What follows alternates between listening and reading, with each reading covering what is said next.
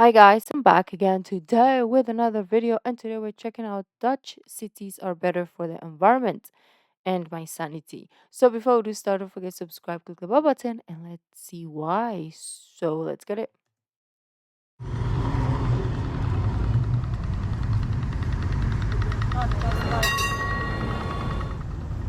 I don't talk about climate change much on this channel. It's kind of assumed that when I show me getting around like this, instead of like this, then you'll understand which one is better for the climate and my sanity. Besides, there are so many other YouTubers who are far more qualified to talk about these issues than I am, such as Simon Clark, Our Changing Climate, Just Have a Think, Climate Atom, Zentoro, Climate And Town. also climate. Oh, I'm sorry about that. No, that's fine. Thanks A for lot of being here. people. Climate Town is sort of, I guess, low rent John Oliver, but for climate change. Wow, thank you very much for that. I would also accept a sort of Wish.com Burt Reynolds. Kids, Burt Reynolds was an actor who had a mustache. You got it. Anyway, one of the things I find remarkable about living where I do in Amsterdam is that my climate impact is smaller than it's been just about anywhere else I've lived, without me really having to do anything special. It just happens that way by default. Now, that doesn't mean that the Netherlands is some kind of environmental utopia. Far from it. Like all wealthy countries, too many people drive cars, travel by plane, and buy too much stuff. The per capita CO2 emissions pre-pandemic were about 9 tons per person, on par with Germany and Japan and far less than the US or Canada, but still much more than places like the United Kingdom and France. Yeah, in America, you can literally spend your entire life skipping rocks and eating algae and still have a 9-ton output due to the fossil fuels burned on your behalf by the American government for things like the military, roads and bridges, or oil subsidies. Yeah, that's true. Though a lot of the reason why the Netherlands has such high CO2 emissions is because we don't have any of these, which makes it impossible to generate low emissions electricity by building these. Though in France, nuclear energy seems to work nicely. What are your thoughts on that, Rolly? Oh my God, thank you so much for asking. There are basically 2 schools of thought here, 3 if you want to get technical, each one more complicated than the last. So let's take a minute or 40 to just really get it. Yeah, that being said, our family pays a little extra to our energy provider to have our electricity generated by these and these. So our electricity emits a lot less carbon. And yes, buying low carbon electricity is definitely something worth doing if you can afford it. I have a degree in electrical engineering and I know how power systems work. But I digress. Electrical grid aside, the Netherlands is fairly well set up for a low carbon future, especially with respect to transportation. The train network runs on 100% renewable energy, the bicycle infrastructure is world class, and many destinations within cities are walkable. The way we design our cities has a huge impact on the amount of carbon we emit as individuals and how hard or easy it is for us to reduce our climate impact. As effective of an anti-urban living campaign as the Sex and the City movies were, it's estimated that by 2050, 68% of the world's population will live in urban areas. So it's really important that we make the easy decision, the right decision for the climate when designing those areas. Exactly, which is why city design is so important for tackling climate change. Something that annoys me when talking about this subject is that people often claim we'll need to accept a massive decrease in our quality of life in order to reduce our CO2 emissions. While it is true that one of the best things we can do for the environment is to buy less crap we don't need, our cities don't have to be a big compromise. We didn't move to the Netherlands because of climate change, the environment, the cycling, or even the stroopwafels. We moved... I'm sorry, Stroop what? Stroopwafels. They're like these thin little waffles with syrup in them, like a waffle sandwich. Okay, at the risk of making the rest of this video about Stroop waffles, first of all, that sounds delicious. And second of all, it sounds to me like the waffles are acting more like the bread in this scenario. So it wouldn't so much be a waffle sandwich as it would be a syrup sandwich.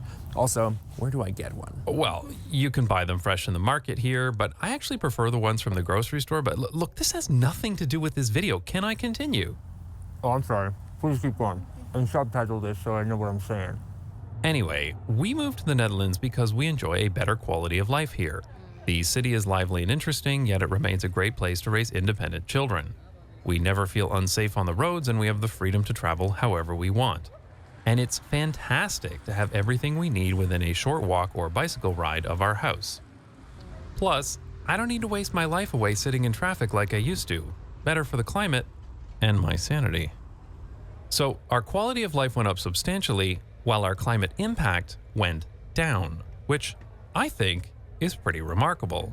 Weird. It's almost as if building thousands of square miles of unwalkable suburbs around a handful of big box stores is actually not a great place for kids, or adults, or senior citizens, or anyone. teens, or tweens, or pre-tweens, or super sweet 16s. It's almost as if the car-dependent suburb is the result of a collusion between the oil industry and auto manufacturers. And I'm sorry, I did a big video about this a couple months ago. Now I can't stop talking about it. You were saying? Yeah, actually, that's a great video. Everyone should watch it, but not right now. Okay, anyway, I sometimes wonder just how much more environmentally damaging my life would be if I stayed in my hometown of fake London, a pretty typical car-infested suburban city in North America. So let's consider that for a moment. First, there's an outdated cultural assumption in Canada that in order to raise a family properly, you need a single-family home. But that comes with it a lot of environmental issues that aren't often talked about. The single-family home. Now, we may not have invented it in America, but we make up for that fact by building them on every square inch of available land. After all, that's what the American people collectively want, isn't it? Asks question dramatically. Well, not exactly. I mean, some people like these houses, of course, but the bigger issue is that it's illegal to build almost anything else. The modern Euclidean zoning rules that are endemic throughout the US and Canada make it That looks like a jail. Like, you know how, I don't know, like a jail wherein you just dump people who have families and you like live together. It looks so sad. It's just a piece of land with homes. That is the saddest thing I've ever seen. That is crazy. very hard for developers to build anything other than a single-family home, or possibly a large condo building, but almost nothing in between. This is known as the missing middle problem, which I've talked about before. So, in this hypothetical world where I never left my hometown, I'd inevitably be living in a single-family home. Now, heating a detached home is a problem. Every side is exposed to the elements, so there's a lot of ways for heat to escape. And let's just dust off a report from the Center for Clean Air Policy. The approximate energy use of a single-family detached home is over twice that of a unit in a multifamily unit. That's not good. Yes, so about twice the energy consumption of the house we have here in Amsterdam. Those same zoning rules also include things like minimum lot coverage sizes, floor area ratios, front setbacks, etc., which just means that every single-family home is not just self-contained, it's also far apart from everything else. Minimum parking requirements, for example, would require my hypothetical house in fake London to have off-street parking, probably for at least 2 vehicles, and that would likely be a necessity as it would be almost inevitable that both my wife and I would need to own cars in order to get to work. I can guarantee you that I would not be riding a bicycle if I lived somewhere like this. And our eldest son, who currently cycles himself to school, would need to be driven each day, and depending on where we lived, he might even need his own car to get to high school when he turns 16. Also, here in the Netherlands, we often take vacations throughout Europe by electric train, whereas in my hometown, we would always need to fly or drive to travel anywhere. Okay, hold on a second. Cars aren't all bad.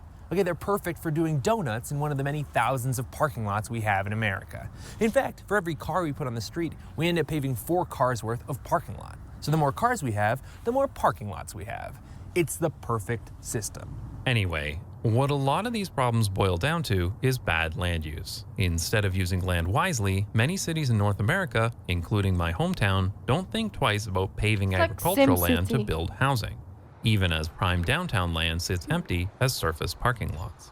Hey, sorry, I know you're ripping through some fire stats right now, but I happen to have a chart that shows a correlation between transport energy and population density, showing that cities with the highest density use the least amount of transportation energy per capita. I honestly don't even think you need it because it's, currently showing right now and people are looking at it if they're watching this video, but if you want it, it's all yours. Oh, I'm glad you brought that. Yeah, leave it up. On this chart, Amsterdam is here. Look at My Manila. hometown was not included in this Oh. study, but it would be somewhere here. Hold on a second, because when some people hear dense area, they just think that place where all the bad stuff from Law and Order happens. Aren't dense areas just sort of smelly concrete prisons where people get murdered to death by the boatload? Well, frankly, no. And if your city is designed properly, you can have a relatively high density without the city feeling like a concrete jungle. Concrete One thing that's jungle. really remarkable about a compact, Fire. walkable city like Amsterdam is that while I live a short bicycle ride from the city center, if I cycle in the opposite direction, I can literally be next to farm animals in less than 20 minutes. Okay, I am genuinely jealous, because you never know when you're going to need to be near a cow fast. Exactly. I'm glad you understand. Because while Amsterdam is part of the Randstad, a urban area of over 8 million people, it's not car-dependent sprawl, so there's still lots of farmland, floodplains, and nature left in between, which is really nice. Better for the climate and my sanity. Okay, hold on, Jason, because America is big as hell. Okay, I'm not gonna like ride a recumbent bike across America like I'm everybody's math teacher. Yeah, I get that a lot. But look, Americans are not driving from Why Not to Hump Tulips every day. They're driving within their city, and the design of that city decides how far they need to go on a daily basis. Okay, sorry, but how did the guy who named a town Hump Tulips not get put on like every sex offender registry? You know what? Might be. You're talking about commutes, which just are I'd the way they rather are, him baby. hump tulips Yeah, than but in North anything America, else. there But is whatever. way too much emphasis put on the length of a commute, and almost all transportation related discussions revolve around commute distance. But this is often a distraction because there are so many other trips taken on a daily basis besides a commute, such as going to the grocery store, going shopping, visiting friends, or going to appointments. So while the average commute in the US may be 16 miles, over 45% of car trips are 3 miles or less. That's less than 5 kilometers for the rest of my audience. And those trips are driven because of the built environment. When you put it that way, it kind of sucks. Yes, it does. They made the easy decision, the wrong decision for the climate. So we can fix it by changing zoning. Yeah, I mean, it probably starts with zoning, but look, there's a lot of complicated history and socioeconomic factors that. Like what? Well, for example, a lot of suburban zoning codes come directly out of policies designed to keep out And minorities. what could be more American than political and corporate malfeasance, baby? Okay, I'm not excited about the malfeasance, but I am very jacked to get into it. I'm not sure why, but that sort of thing really, I like it. I should talk to a therapist about that, maybe. Probably, but maybe later, because we'd have to get into how single-family zoning was built on top of explicitly racist laws meant Ooh, to. baby, here we go. That's what I'm talking about. Okay, Yeah, it all start. here we go. You know what? Let's just take this over to your channel. Are you serious? Yeah, we'll add a bunch of clips and sound effects and cutaways to the edit bay and all that stuff you do over there. What, now?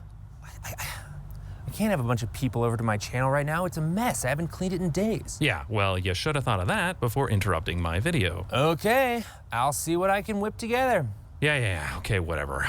Blah, blah, blah, some stupid joke about Patreons. If you want to support the channel, Okay, so I guess we need to check out his channel to continue this topic. Let me know if you want me to check it out. And that has been a. I feel like we've been talking about this for a while now, but I still don't get tired of watching videos about it because it's something that totally needs to be like looked at and discussed. I know I'm not from America and I could care less, but still,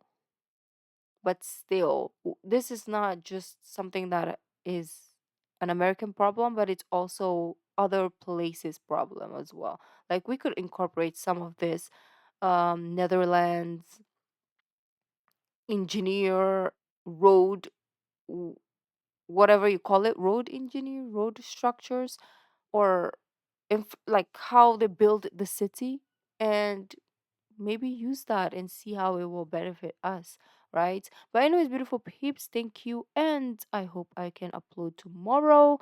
I'll see you in the next video. Bye.